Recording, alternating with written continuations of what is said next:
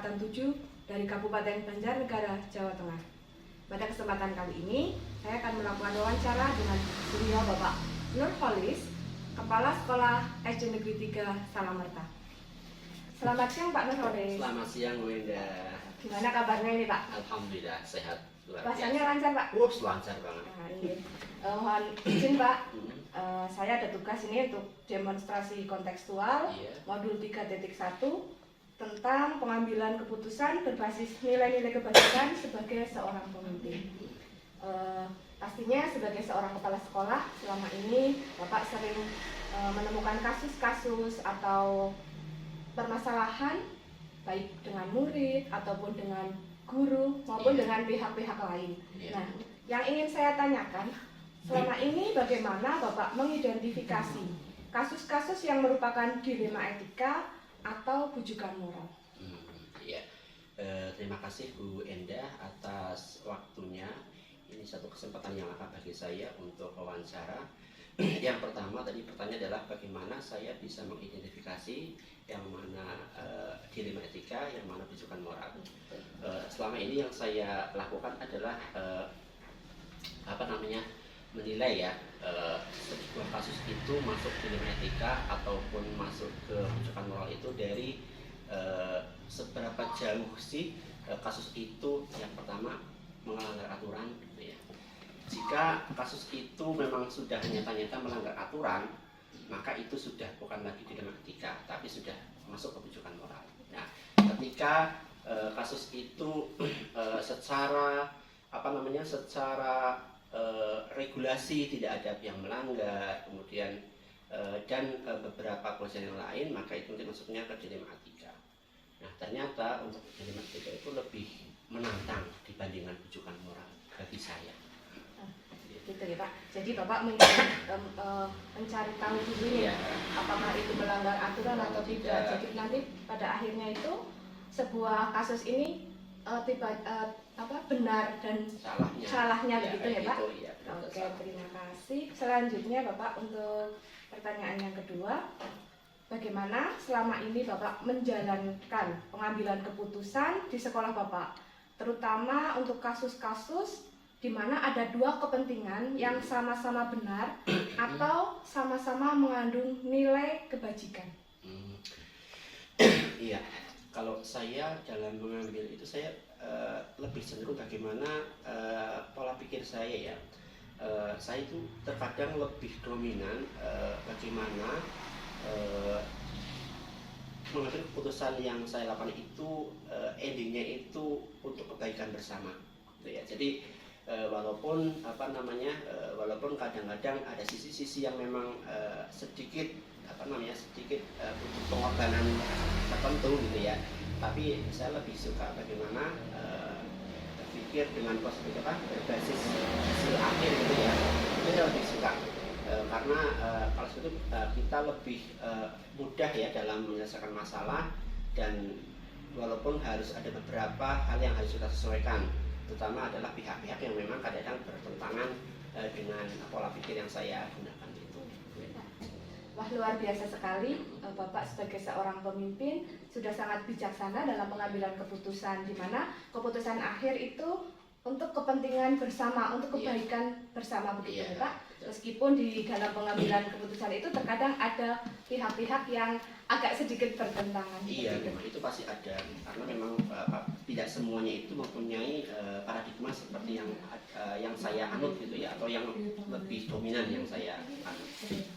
Selanjutnya, langkah-langkah atau prosedur seperti apa yang biasanya Bapak lakukan dalam pengambilan keputusan selama ini? Langkahnya yang pertama, saya akan ketika mengambil keputusan, saya akan identifikasi dulu permasalahan itu apakah masuk ke dilema etika atau bujukan moral. Nah, kemudian kita uji tuh itu benar salahnya. Ketika ada yang benar ada yang salah, maka itu sudah kita selesaikan dengan aturan yang berlaku gitu ya. Tapi kalau asal benar dan benar, nah itu yang perlu kita kita proses lebih lanjut gitu ya. Kita uji juga kita uji juga dengan mungkin saya bisa melibatkan teman-teman untuk bagaimana pendapat mereka itu seperti apa gitu ya. Jadi saya tidak akan bisa melaksanakan itu sendiri. Jadi itu. Kemudian setelah memang dianggap kita menemukan suatu keputusan yang tepat, maka kita ambil keputusan. Tapi kalau misalnya tidak mentok sana sini, maka kita mencoba mencari jalan keluar yang lain gitu ya. Karena kadang-kadang ketika kita mencari suatu jalan keluar mentok, maka kita mencari opsi yang lain yang mungkin itu bisa tidak muncul dari saya, mungkin dari rekan kerja ataupun dari masyarakat atau dari mana pun. Yang intinya adalah bagaimana kita itu mencari keputusan yang terbaik untuk hasil yang terbaik. Ketika setelah keputusan selesai diambil, ditetapkan, disepakati, dilaksanakan, nah baru nanti kita refleksikan apakah keputusan itu betul-betul sesuai atau betul-betul tepat atau tidak sebagai bahan evaluasi berikutnya. Luar biasa sekali Pak.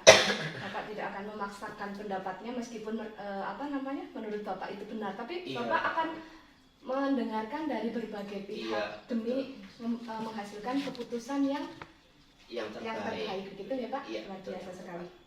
Selanjutnya, untuk kira-kira hal-hal apa saja yang selama ini menurut Bapak itu efektif dalam pengambilan keputusan pada kasus-kasus yang mengandung dilema etika? Yang efektif, saya itu sangat menjunjung tinggi yang namanya komunikasi.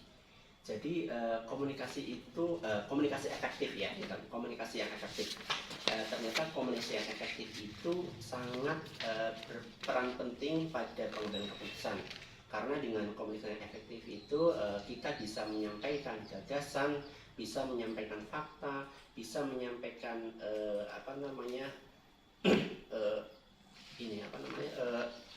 saran-saran untuk keputusan gitu dengan baik. Sekalipun ketika mungkin dianggap apa yang saya sampaikan mungkin kurang, atau seperti tadi kolaborasi itu tetap ada, kita minta masukan ke teman-teman yang lain, dan harapannya teman-teman juga bisa melakukan komunikasi yang efektif agar bisa tidak ada salah tafsir gitu ya. Karena memang ketika kita menyampaikan tidak efektif, kemudian tidak dengan bahasa yang baik, maka salah tafsir dan bisa memunculkan opsi-opsi yang salah itu bisa terjadi. Nah, harapannya dengan komunikasi efektif itu kita bisa memunculkan opsi-opsi keputusan yang terbaik gitu ya dengan usaha-usaha yang baik itu. Jadi langkah efektifnya adalah komunikasi yang efektif dengan berbagai pihak itu gitu Pak. Selanjutnya Pak, untuk hal-hal apa saja yang selama ini menjadi tantangan Bapak dalam pengambilan keputusan pada kasus-kasus atau permasalahan yang mengandung dilema etika? Ya, tantangan yang saya hadapi pertama adalah paradigma berpikir. Permasalahan itu biasanya muncul tidak hanya dari satu individu, tapi bisa menyebabkan beberapa individu. Begitupun untuk memecahkannya, ya. Ketika pola pikir setiap individu itu berbeda, maka akan memunculkan alur berpikir yang berbeda. Ketika alur berpikir berbeda, maka nanti akan memunculkan proses penyelesaian masalah yang berbeda. Nah, itu yang kadang-kadang menjadi tantangan bagi saya. Dengan perbedaan itu, dimana saya bisa untuk mencari titik equilibrium agar paradigma yang ada melekat di kepala kita masing-masing, di hati kita masing-masing itu bisa kita temukan sehingga bisa menghasilkan keputusan yang terbaik. Memang tantangan bagi saya adalah prinsip setiap individu dan paradigma berpikir yang kita gunakan. Jadi karena masing-masing orang itu punya paradigma tersendiri terhadap sebuah kasus ya Pak. Bagaimana kita nantinya akan menyamakan paradigma yang mau kita ambil itu seperti apa begitu dari berbagai pihak ini Pak. Wah, luar biasa sekali Pak. Untuk selanjutnya Pak, apakah Bapak itu memiliki tata kala atau jadwal tertentu dalam sebuah penyelesaian kasus dilema etika? Apakah misalnya terjadi sebuah kasus itu Bapak langsung menyelesaikan di tempat atau memiliki sebuah jadwal untuk menyelesaikannya? Bentuk atau prosedurnya itu seperti apa yang Bapak jalankan? Oke, untuk lini masa ya, tata kala. kita lihat dulu permasalahan yang terjadi. Sekiranya permasalahan itu sudah jelas, kemudian sudah teridentifikasi dengan baik dan kita langsung bisa tahu tata cara penyelesaiannya dan bisa pada saat itu diselesaikan, maka langsung selesaikan saja. Tetapi terkadang ada masalah-masalah yang memang kompleks sehingga kita butuh proses untuk mengungkap fakta-fakta yang ada, kemudian untuk mencari solusi terbaik. Maka itu tidak bisa langsung diselesaikan. Maka akan kita jadwalkan, di waktu yang lain sampai dengan kita itu mempunyai cukup data, mempunyai cukup solusi untuk bisa menyelesaikan permasalahan itu. Jadi secara prinsip tidak ada yang baku, tapi disesuaikan dengan permasalahan yang terjadi, baik menyangkut dengan kompleksitas masalah maupun jenis masalah itu sendiri. Jadi penyelesaian masalah itu disesuaikan juga dengan kompleksitas masalahnya juga seperti itu ya Pak? Gitu. Oke, selanjutnya ini Pak, adakah seseorang atau faktor-faktor yang selama ini itu mempermudah atau membantu Bapak dalam pengambilan keputusan dalam menangani kasus-kasus dilema etika? Oh jelas ada. Permasalahan dilema etika itu memang tidak bisa diselesaikan sendiri. Pasti akan berkolaborasi karena itu menyangkut dengan dengan kebijakan atau kebijaksanaan. Ya, jadi alhamdulillah saya punya rekan-rekan guru yang bisa bisa bahasa Jawa itu urun rembuk gitu ya. Ketika ada permasalahan maka mereka saling mencurahkan pendapat-pendapatnya untuk bagaimana menyelesaikan permasalahan itu gitu ya. Meskipun berbeda permasalahan itu, tapi nanti akan kita olah usul-usul dari teman-teman itu untuk bisa dikolaborasikan usulnya itu atau mengambil salah satu yang terbaik di antara usul dari teman-teman. Itu yang pertama. Dan yang kedua, selain teman-teman di sini, saya juga punya ada komite atau permasalahan-permasalahan yang memang kaitannya dengan masyarakat, maka saya tidak bisa hanya dengan guru-guru saja, tapi dengan komite dan tokoh masyarakat yang memang saya ada kedekatan secara personal gitu ya. Misalnya ada Pak Imam, Pak Imam Tolak gitu ya. Wali ini ada tetangga utara itu Pak Ketua RW gitu ya. Itu kadang-kadang saya ngobrol ketika ada masalah gimana baiknya ya Pak. Oh, dengan menemui itu dulu. Jadi ada arahan-arahan yang memang saya sangat membutuhkan arahan itu gitu. Intinya Bapak melibatkan banyak pihak ketika masalahnya juga menyangkut banyak pihak seperti itu. Ya, luar biasa sekali. Untuk yang terakhir kali ini Pak, kira-kira dari semua hal yang telah tadi disampaikan, pembelajaran yang dapat Bapak ambil dalam pengalaman-pengalaman ini dalam mengambil keputusan yang mengandung dilema etika itu, menurut Bapak itu pembelajarannya seperti apa? Iya, dilema etika itu permasalahan yang bagi saya pribadi itu tidak mudah diselesaikan, gitu ya. Tidak semudah bujukan moral. Kalau bujukan moral kita bisa mengeksekusi selesai. Tapi untuk ini memang yang saya pelajari yang pertama adalah bagaimana saya itu belajar berkolaborasi. Itu. Kemudian belajar mendengar, gitu ya. Karena saya tidak bisa sendiri, saya harus mendengar tuh usulan, kemudian saran dari berbagai pihak yang memang membantu menyelesaikan masalah, gitu ya. Kemudian saya juga belajar mengasah kepekaan hati, gitu ya. Karena mau tidak mau dilema etika itu terkadang memang harus melibatkan hati, gitu ya, dalam penyelesaiannya. Maka dari itu nanti akan dengan itu harapannya akan memunculkan suatu kebijakan, gitu ya. Karena ini kaitannya dengan maka kebijakan yang memang terbaik untuk menyelesaikan permasalahan itu.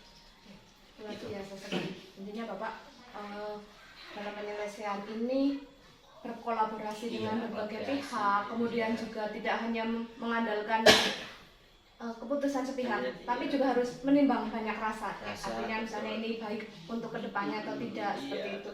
Baik juga untuk keputusan bersama atau tidak, seperti itu. Ya. Terima kasih sekali Bapak. Sama-sama Bu Enda. Luar biasa sekali sebagai seorang kepala sekolah. Saya bisa melihat bahwa Bapak itu seorang yang sangat bijaksana dalam pengambilan keputusan. Mudah-mudahan saya sendiri bisa belajar dari Bapak atas kepemimpinan Bapak. Saya juga bisa belajar dari Bu Enda. saya. Mungkin itu saja Pak untuk wawancara pada siang hari ini. Terima kasih atas kunjungannya. Sama-sama Pak. Mohon maaf apabila mengganggu waktu Bapak dan tidak juga apabila ini ada pertanyaan yang kurang berkenan, saya mohon maaf ya Pak. Iya, nggak apa-apa, sama-sama. Juga kalau jawaban yang tidak sesuai, saya juga mohon maaf. Terima kasih. Assalamualaikum warahmatullahi wabarakatuh. Waalaikumsalam warahmatullahi wabarakatuh. Assalamualaikum Bu Citra. Ya, waalaikumsalam Linda. Gimana kabarnya ini Bu Citra? Alhamdulillah baik dan sehat. Syukurlah. Masa lancar Bu? Lancar alhamdulillah. Oke. Ini Bu mohon izin mau minta waktunya sebentar sama Bu Citra. Saya ada tugas untuk demonstrasi kontekstual modul 3.1. Saya supaya wawancara dengan Ibu Kepala Sekolah yang berkaitan dengan pengambilan keputusan berbasis nilai-nilai kebajikan sebagai pemimpin. Gitu. Siap. Ya, pastinya selama ini sebagai seorang kepala sekolah, sebagai seorang pemimpin, Bu Citra pernah atau mungkin sering menemui kasus-kasus baik itu dengan rekan guru maupun dengan murid begitu ya Bu. Nah, yang ingin saya tanyakan itu selama ini bagaimana Bu Citra dapat mengidentifikasi kasus-kasus yang itu merupakan dilema etika atau bujukan moral.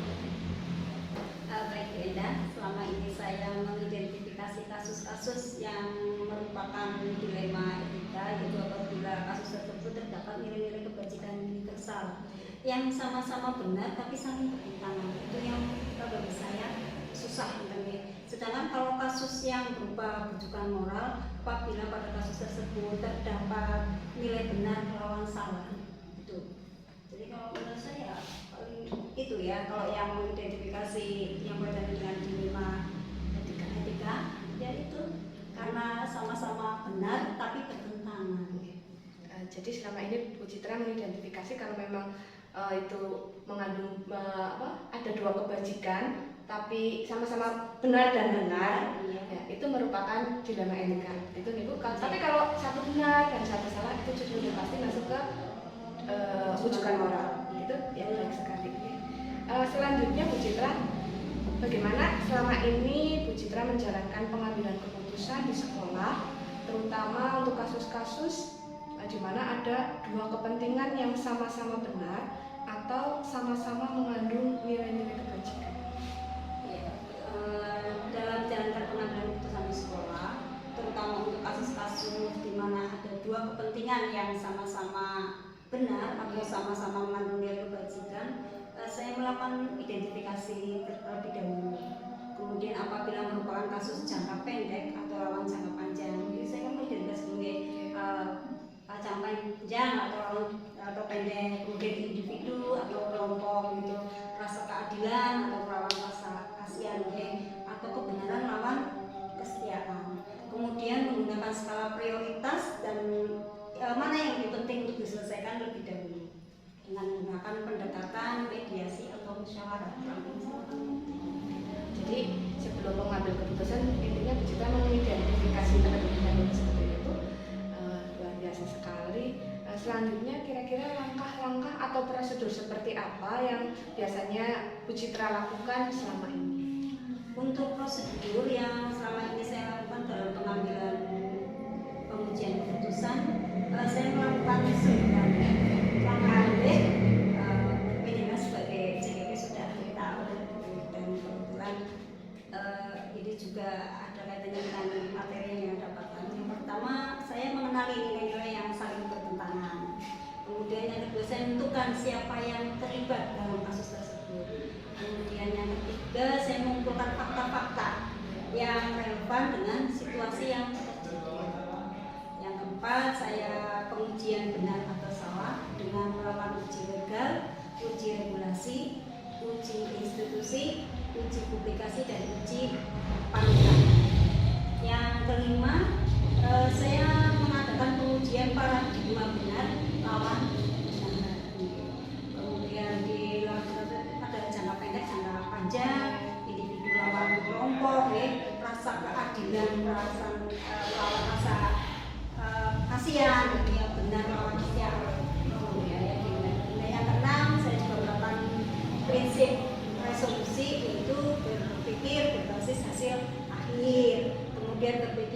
berbasis peraturan ya, dan berpikir berbasis rasa. Yang ketujuh, saya melakukan investigasi opsi trilema, yaitu dalam pengambilan keputusan seringkali ada dua pilihan yang bisa dipilih, tetapi terkadang perlu mencari opsi lain. Jadi dua pilihan sudah ada, tentunya perlu dipikirkan sebelumnya. Dan yang kedelapan, saya membuat keputusan. Disitulah saya harus punya keberanian secara moral untuk melakukannya. Dan yang terakhir, yang kesembilan, saya lihat tadi putusan dan relevansinya. Kemudian saya melakukan refleksi juga. Keputusan itu diambil harus mengingat proses pengambilan langkah. Wah, luar biasa sekali. Sebagai seorang kepala sekolah, Bu Citra sudah sangat bijaksana dalam pengambilan keputusan, sudah melakukan pengujian kasus tersebut untuk menjadi sebuah keputusan yang menghasilkan keputusan yang tentunya akan berpihak kepada semuanya. Betul sekali juga tadi bahwa kadang dari opsi-opsi penyelesaian kasus itu ketika kita berkolaborasi dengan rekan yang lain, akhirnya menemukan jalan keluar yang lain, seperti itu ya Bu? Iya, betul sekali. Dan itunya tentunya lebih memihak kepada semua, tidak hanya berdasarkan tadi kasihan. Ya, luar biasa Bu. Pastinya selama ini Bu Citra dalam mengambil keputusan itu berdasarkan banyak pihak dan banyak pertimbangan, seperti itu, luar biasa. Kemudian kira-kira hal-hal apa saja yang selama ini Ibu anggap efektif dalam pengambilan keputusan pada kasus-kasus dilema etika? Hal-hal yang selama ini saya anggap efektif dalam pengambilan keputusan pada kasus-kasus dilema etika, tentunya saya memutuskan secara cepat dan tepat, berpikir berbasis apa yang harus diambil. Di sini berbasis hasil akhirnya, Bu Enda. Kemudian berpikir berbasis peraturan dan berpikir berbasis rasa peduli. Menggunakan, tentunya saya menggunakan skala prioritas, mana dahulu yang harus saya selesaikan. Kemudian selain itu saya juga mempertimbangkan masukan dari teman sejawat, atasan, juga stakeholder yang ada. Tidak mungkin saya mengambil keputusan tanpa pelibatan pihak-pihak lain. Biasa Bu Citra. Selanjutnya, kira-kira hal-hal apa saja yang selama ini merupakan tantangan bagi Bu Citra dalam pengambilan keputusan pada kasus-kasus yang mengandung dilema etika? Menurut saya untuk tantangan dalam pengambilan keputusan pada kasus-kasus dilema etika adalah ketika saya harus memutuskan keberpihakan pada salah satu pihak berdasarkan jangka pendek lawan jangka panjang, kemudian individu lawan kelompok, rasa peduli lawan rasa kasihan, atau kebenaran lawan kesetiaan. Itu menurut saya tantangan terbesar. Di sini saya itu berpihaknya kemana? Betul sekali. Mungkin Bu Citra ingin mengambil keputusan seperti ini, di lain pihak nanti bertentangan, seperti itu ya Bu? Karena memang tidak semua orang berpikiran sama, sedangkan apa yang dipikirkan orang lain juga tentunya mempunyai kebenaran, mempunyai nilai kebencian. Mereka punya pendapat masing-masing. Selanjutnya Ibu, apakah selama ini Bu Citra itu mempunyai tata kala atau jadwal tertentu dalam menyelesaikan sebuah kasus dilema etika? Apakah misalnya langsung diselesaikan saat itu juga di tempat, atau memiliki sebuah jadwal untuk menyelesaikannya? Misalnya bentuk atau prosedurnya itu seperti apa yang Ibu jalankan? Untuk sebuah kasus itu untuk tata kalanya ada kasus yang langsung saya selesaikan saat itu juga. Ada juga kasus yang saya selesaikan terjadwal. Prosedur yang dilakukan dengan menerapkan tadi 9 langkah pengambilan dan pengujian keputusan. Kalau memang hari itu harus saya selesaikan, ya saya selesaikan, terutama untuk kasus-kasus yang urgent dan hari harus selesai. Kalau yang memang untuk diselesaikan bisa besok, nanti saya jadwalkan. Yang jelas saya catat semuanya gitu agar semuanya bisa terselesaikan dengan cepat. Jadi intinya Bu Citra tidak punya patokan pasti, tetapi kita lihat prioritasnya ini. Kalau memang harus diselesaikan secepatnya, berarti harus diselesaikan. Kalau memang bisa diselesaikan menunggu waktu dengan mungkin berkolaborasi atau mungkin mencari fakta-fakta yang lain, Bu Citra membuat jadwal untuk menyelesaikan. Iya betul, iya saya jadwalkan. Kemudian adakah seseorang atau faktor-faktor yang selama ini itu mempermudah atau membantu Bu Citra dalam pengambilan keputusan, terutama dalam kasus-kasus yang mengandung dilema etika? Ya, tentunya saya punya faktor-faktor yang mempermudah dalam pengambilan keputusan dalam kasus-kasus dilema etika yang terjadi di sekolah. Tentunya saya teman sejawat itu pasti, kemudian atasan, kemudian tingkat kerumitan kasus, kemudian referensi dan penanganan kasus terdahulu yang sama. Barangkali ada kasus, biasanya kasus itu pernah terjadi ya. Nah, saya mengambil pelajaran dari kasus yang pernah terjadi itu. Kemudian saya mencatat kasus yang terjadi dan biasanya pada buku kasus. Jadi saya punya catatan referensi ya gitu. Luar biasa sekali Bu Citra untuk faktor-faktor yang mungkin sangat membantu Bu Citra dalam penyelesaian ini ya, penyelesaian masalah yang mengandung dilema etika. Dan ini untuk yang terakhir, pertanyaan terakhir Bu Citra, kira-kira dari semua hal yang sudah disampaikan, itu kira-kira pembelajaran apa yang dapat Bu Citra petik dari pengalaman selama ini dalam Bu Citra mengambil keputusan dilema etika? Dari semua hal yang telah disampaikan tadi, pelajaran yang dapat saya ambil gitu ya, intinya adalah bagaimana belajar berpikir sistematis itu, kemudian melibatkan teman sejawat, atasan, itu perlu kita libatkan. Karena tadi kembali ketika suatu masalah, apalagi yang terjadi pada suatu instansi, tentunya harus diselesaikan bersama, ya, tidak bisa saya sepihak gitu. Nah, kemudian menempatkan kepentingan orang banyak di atas kepentingan pribadi atau golongan, dan bertindak berani ya, serta tegas dalam menentukan kasus tersebut atau kasus tersebut cepat proses. Itu bisa pelajaran saya penting. Luar biasa sekali. Dari yang dapat saya simpulkan, sebagai seorang pemimpin, Bu Citra itu sudah sangat luar biasa, bijaksana, juga sebagai panutan yang pastinya, wah, mudah-mudahan saya bisa belajar banyak ini dari Bu Citra. Ya, sama-sama. Mungkin itu saja Bu. Terima kasih atas waktunya, sudah memberikan pengalaman-pengalaman berharganya. Mudah-mudahan pastinya ke depan juga Bu Citra akan menjadi pemimpin yang lebih baik lagi. Terima kasih semangatnya Bu Indah, dengan juga semangat untuk terima kasih. Mungkin itu saja Bu Citra. Mohon maaf ya kalau ada yang kurang berkenan. Saya akhiri. Assalamualaikum warahmatullahi wabarakatuh. Waalaikumsalam warahmatullahi wabarakatuh.